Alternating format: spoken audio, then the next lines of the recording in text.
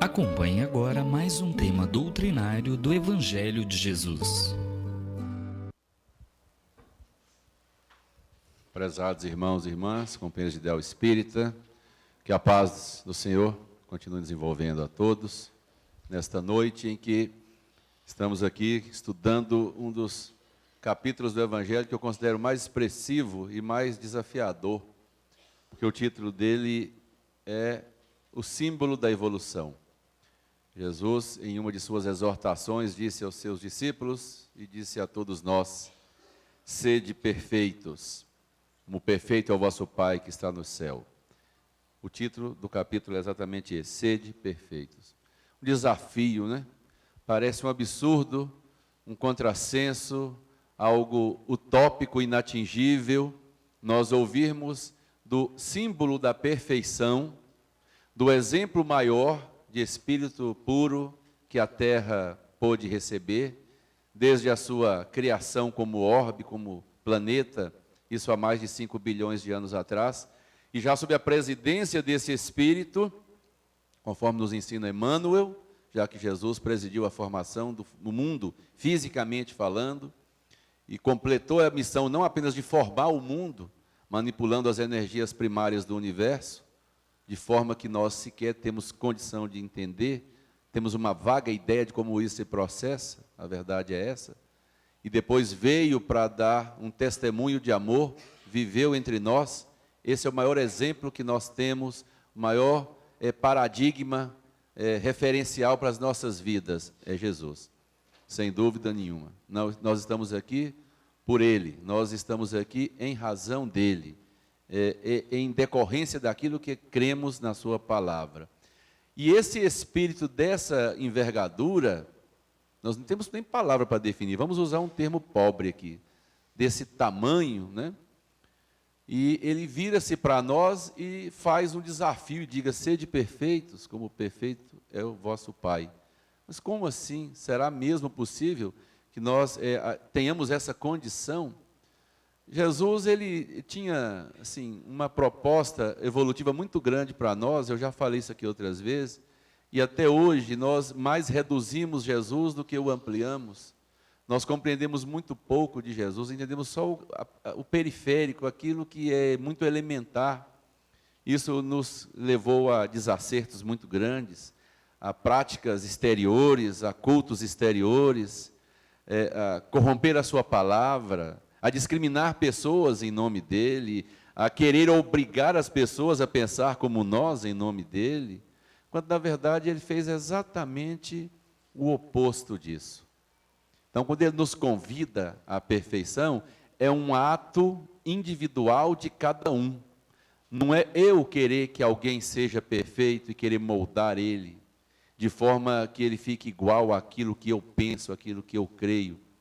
E essas práticas equivocadas produziram tragédias ao longo da história. Muitas pessoas foram torturadas, violentadas em suas opiniões, em seus pontos de vista e até nos seus corpos, exatamente pela má interpretação do que disse Jesus.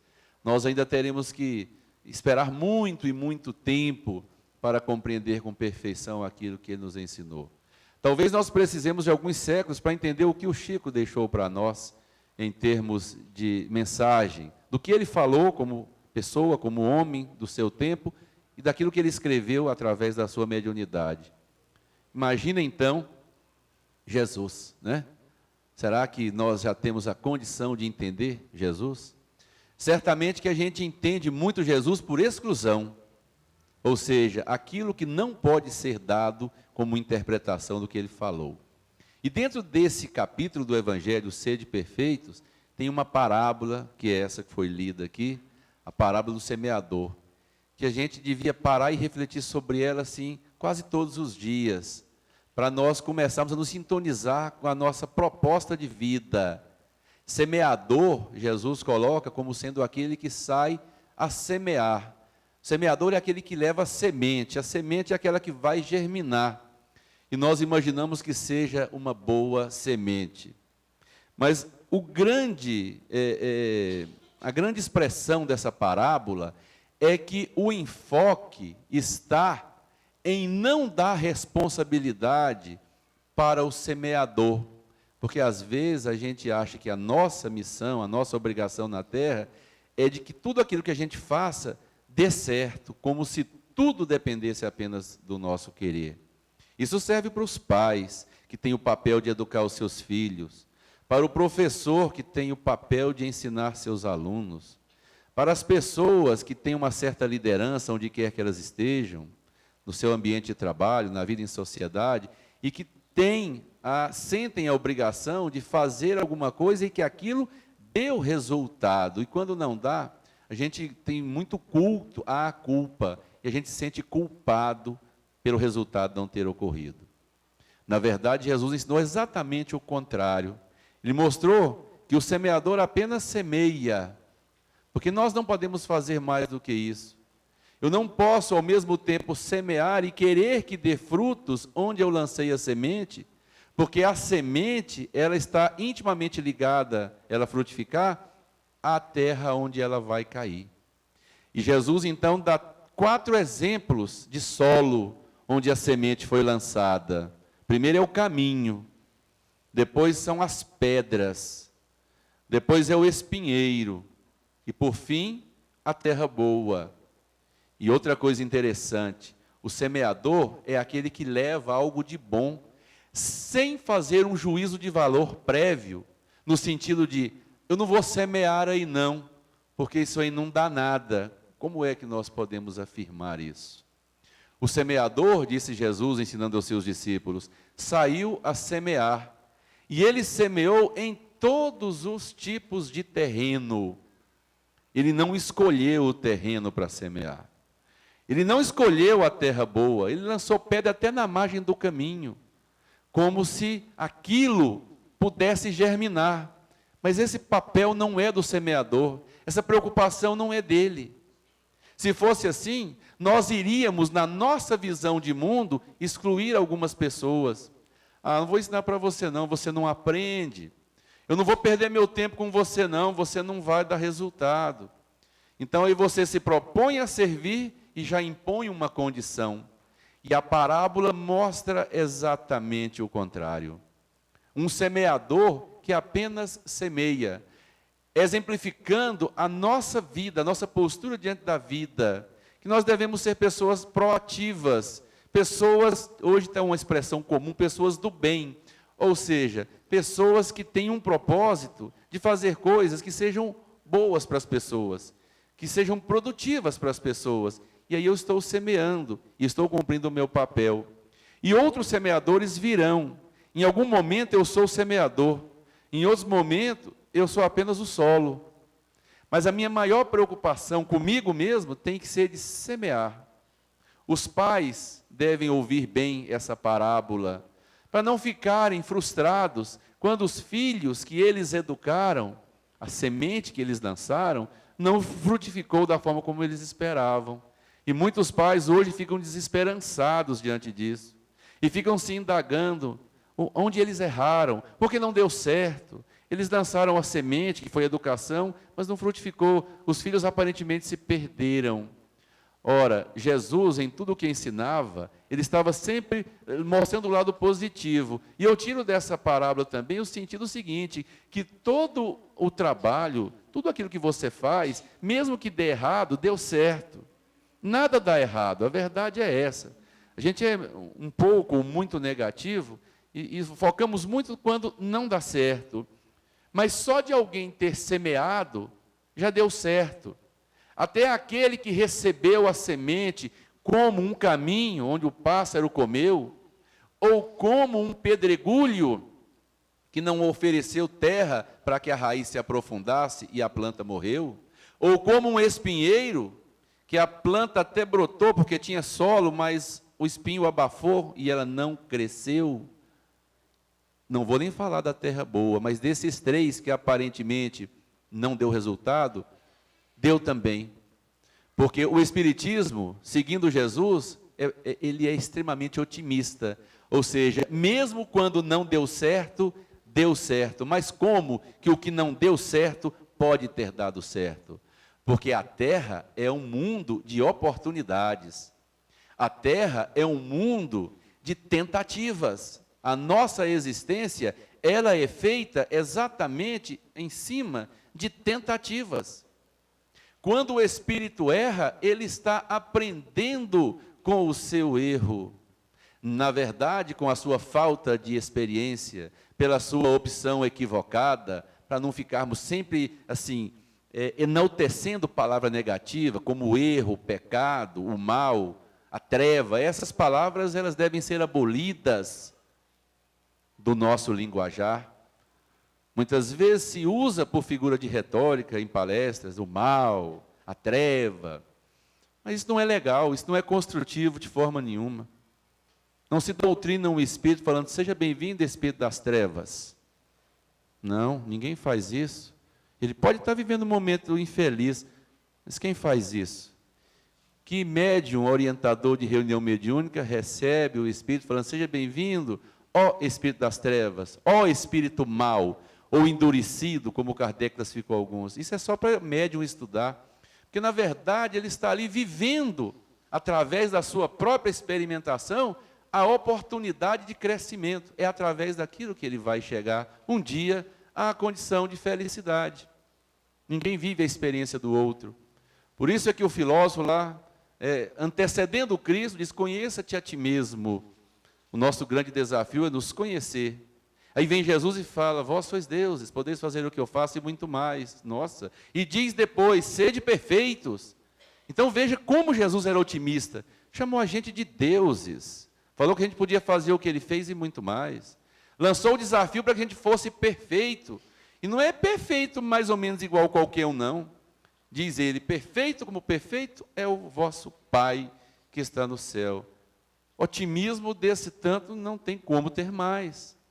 E a gente interpreta do lado negativo, do sofrimento, da agonia, da tristeza, do erro.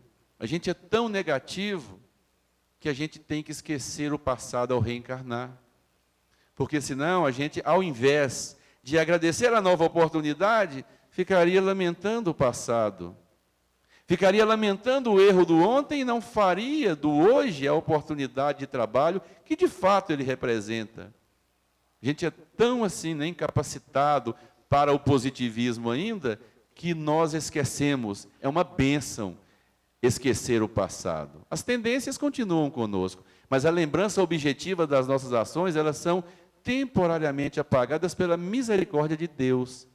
Exatamente, porque senão nós ficaríamos muito mais lembrando do passado infeliz do que dando graças e utilizando bem a oportunidade de agora, que é o que interessa verdadeiramente para nós.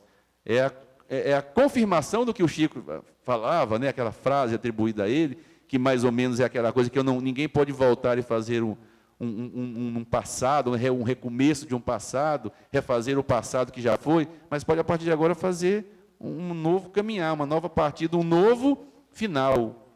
O começo é inexorável, o ontem, mas o final depende do agora. Então, Jesus era extremamente otimista e nos convidou para isso, e nos incentivou. Ele nos desafiou para o bem. Muitas das vezes a gente olha para a pessoa e fala assim, a pessoa é atrasada demais, esse aí não tem jeito, não vou nem perder meu tempo ensinando nada para ele, não aprende. Jesus fez o contrário, ele lançou o desafio para todos. Ele não falou só para um discípulo, A, B ou C, ele falou para a humanidade, ele fez um sermão, ele fez ensinando para todo mundo, vós sois deuses, vós sois capazes. E será que nós fazemos isso com as pessoas que vivem conosco? De olhar no olho e falar, você é capaz? Ah, mas ele não é. Isso é problema dele, se ele não é. Você acredita que ele é. Quando você diz que ele é capaz, você dá, inclusive, uma responsabilidade para ele. Você chega na pessoa e fala, você é uma pessoa boa. Às vezes, nem está tão bom assim. Mas quando você diz que ele é uma pessoa boa, mas diz de verdade, assim, com veracidade, com autenticidade, ele vai refletir sobre isso e vai pensar, eu não posso errar com essa pessoa aí que está acreditando em mim. Então, Jesus usou dessa estratégia, né? É uma estratégia, é um elemento da psicologia. Valorizar a pessoa, Porque se a pessoa se desqualificar, não foi o semeador que fez isso. Eu poderia pensar, então, uma semeadura infeliz, daquela pessoa que só passa pela vida fazendo comentários tristes para desestabilizar. É sempre o portador de uma má notícia. Tem gente que adora dar uma má notícia. Ficou sabendo? Caiu um avião, ficou sabendo? Acidente na BR.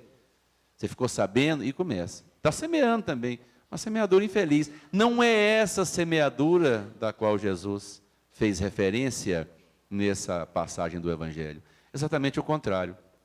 Então tem duas mensagens nessa parábola, que todos nós podemos ser semeadores. Podemos e devemos levar aquilo que nós aprendemos, compartilhar o conhecimento que adquirimos, a experiência que já acumulamos, sem a pretensão de que isso vá mudar pessoas. Na verdade, as pessoas não mudam, as pessoas melhoram, e com muita dificuldade. A mudança é aquela coisa mágica, né? Esquece, isso é ilusão.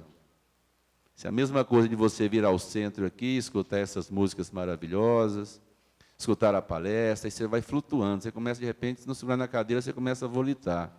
Toma passe, melhora mais ainda. Toma água fluidificada, melhora mais ainda. Fala, agora sim, cheguei lá. Ilusão. Basta pisar na rua ali fora, alguém dá uma buzinada forte, para você, de repente, bagunça tudo. Porque isso não é assim. Agora, a gente muda. A mudança faz parte de um processo evolutivo. E é isso que o semeador conquista na medida em que ele semeia. O semeador deve semear sempre. E quanto a nós, quando alguém for semeador e nós formos o terreno, a gente pode, está em nós, sermos caminho, sermos pedregulho, sermos espinheiro ou sermos terra fértil. Que nós possamos ser terra fértil, na maioria das vezes, aprendendo com as oportunidades que a vida nos dá, porque é isso que a vida nos dá, oportunidades. O que mais nós queremos da vida, meus irmãos? O que mais a vida pode nos dar, senão oportunidades? Isso é tudo. A oportunidade é o que o Espírito verdadeiramente precisa. Fora isso, são apenas alegorias, criações da nossa mente infantil. Olha aí a semente. Tem uma passagem em um dos livros do Emmanuel, na coleção Fonte Viva, não me recordo exatamente qual, que ele comenta uma passagem de Jesus, em que alguém estende as mãos para Jesus, uma mão paralisada, uma mão mirrada, seca, né, uma mão atrofiada por uma doença degenerativa qualquer, que à época de Jesus era incurável, certamente. Seria hoje, talvez, né? E Jesus, então, restitui a saúde para aquela mão. Aquela mão é estendida, e por um milagre, né, de Jesus, aquela mão é curada. Quando a pessoa olha, a mão dela está curada. Olha que coisa maravilhosa. E aí Emmanuel comenta, do mesmo jeito que ele levou a mão sem nada, ele trouxe sem nada. Jesus não pôs esmola na mão dele. Jesus não pôs pão material na mão dele. Jesus não pôs dinheiro na mão dele. Jesus restituiu a mão daquela pessoa. Chama mãos vazias essa lição. Ou seja, Jesus não veio aqui para dar para nós esmolas. Ele curou a mão. Aí eu pergunto, o que mais nós precisamos? Mesmo com a mão mirrada se pode trabalhar, mas é o simbolismo. Ele não colocou nada na mão. Ele restituiu a mão porque com aquela mão curada, aquela pessoa poderia agora trabalhar, poderia semear, poderia fazer por ela própria. Eu procuro entender Jesus sobre essa perspectiva de um libertador de consciências, de um libertador de almas, não apenas de alguém que veio como nós enxergamos Jesus. Jesus, a coisa está ruim, vem cá, muleta. Jesus não é muleta. Jesus não é cadeira de rodas. Jesus não é escoramento para nós. Jesus é libertação. Jesus é alma. Jesus é futuro. Jesus é ação de cada um. Ele mesmo falou, até quando estarei entre vós? Parece que tinha hora, Márcia, que até ele com toda a sua grandeza, mas que humanidade ignorante, né? É mais ou menos assim, claro que está muito acima disso. Até quando estarei entre vós? É muito mais do que isso. Você precisa conhecer para viver, não querer que eu te cure o tempo todo. Ora, se ele falou, vós sois deuses, o que um Deus precisa? Que alguém venha carregá-lo? Ele é um Deus. Tem que entender o sentido dessa palavra Deus, mas é de uma coisa muito elevada. Então não precisa. Nós é que ainda andamos sempre atrás de alguém que nos segure. Nós queremos receber. Estendemos a mão e queremos que alguma coisa seja colocada nela. E esquecemos que com a mão eu posso fazer tudo. Eu não preciso que ninguém coloque nada na minha mão. Eu preciso apenas da vida, da oportunidade, do trabalho. Tudo é consequência disso. Se eu tenho isso, eu tenho tudo. Mas a nossa visão ainda é do Jesus. Jesus me ajuda, Jesus me dá, Jesus me carrega, Jesus isso, Jesus aquilo. E sempre, nunca sou eu que mudo, é Ele que me ajuda. Só que a ajuda do outro é ajuda, mas não é solução. Ninguém é solução para a vida de ninguém. Nem Jesus é solução para a nossa vida. Ele não falou isso? Ele falou, vinde a mim, vós que estáis sobrecarregados, eu vos aliviarei. Isso é solução? Alívio não, alívio é alívio. Está muito ruim, dá uma melhorada. Melhorou, anda. Melhorou, caminha. Se fosse solução, pronto, encosta lá, não precisa trabalhar mais não. Você, pode parar de trabalhar também. Pode viver contemplando, olhando para a natureza. Ele falou, eu trabalho, meu pai trabalha. Então, o trabalho é uma dinâmica necessária na vida do espírito. A gente tem que ser útil, produtivo sempre. Sempre ser semeador, portanto. Ser também terra fértil para receber. Porque a vida de sociedade é isso, é interação. Ora eu sou o semeador, ora eu estou levando o que tenho, compartilhando o que tenho. Ora eu sou a terra que recebe a semente, recebendo a experiência das outras pessoas que convivem comigo. Enfim, há uma interação, uma simbiose total entre semeador e terra que recebe a semente. Não pode haver estagnação, não pode haver paralisação. É esse Jesus, libertador de consciências, que o Espiritismo tem o dever de manter sempre vivo e revelado, já que ele, Espiritismo, se propôs a ser o cristianismo redivivo. O cristianismo redito, refalado. Daí é o termo revivido, vivido novamente. E com uma obrigação maior, porque nós não temos aqui os dogmas que impuseram a figura de Jesus. Nós não temos aqui nenhum interesse que não seja libertar consciências. Esse é o grande papel do Espiritismo, libertar consciências. Nós somos o que somos, nem mais e nem menos. Não somos anjos, não somos demônios. Somos espíritos em evolução. E referência segura para nós é o Cristo. Tudo mais pode, em algum momento, falhar. Ele não. Porque ele teve a coragem, né? Não teve a falsa modéstia no momento que não era cabível, para dizer, eu sou o caminho, eu sou a verdade, eu sou a vida. Ninguém vai ao Pai senão por mim. Ele falou isso. E se ele falou porque devia ter falado. Porque de fato é isso. É segurança. Existem excelentes exemplos, pessoas valorosas em todas as épocas da humanidade existiram, auxiliando a humanidade na sua caminhada. Mas é esse aqui, né? Para usar a expressão de hoje, esse é o cara. O cara é o Cristo. Não tem outro, não. Esse é o cara. Ele é aquele que disse, eu sou o caminho, a verdade e a vida. Ninguém vai ao Pai senão por mim. Que esse Senhor, que esse Mestre, cada dia mais esteja desperto em nossas consciências, para que a gente saiba verdadeiramente extrair o sentido daquilo que ele ensinou. Muito além das ideias religiosas, um libertário de consciências. Que Jesus nos ampare, nos proteja, hoje e sempre.